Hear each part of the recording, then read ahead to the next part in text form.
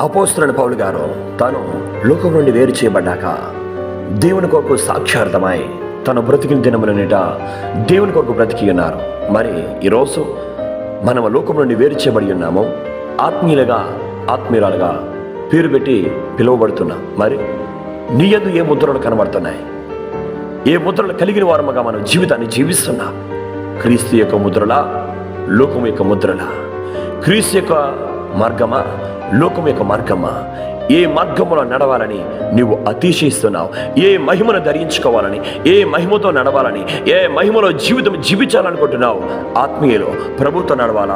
ప్రభు సన్నిధానంలో ఆయన మహిమను ధరించుకున్న వారముగా ఆయన మహిమలోకి వెళ్ళాలని, ఆయన మహిమతోనే నీవు జీవితాన్ని జీవిస్తామని దేవుని ఆయన వాక్యమునకు లోబడి, సరిచేయబడి, శుద్ధి చేయబడి, నూతన పరచబడుతూ మహిమ నుంచి అదే మహిమను పొందుకునే వారుగా, ఆశ కలిగిన వారుగా ఉంటారు. మరి నువ్వెలా ఉన్నావు?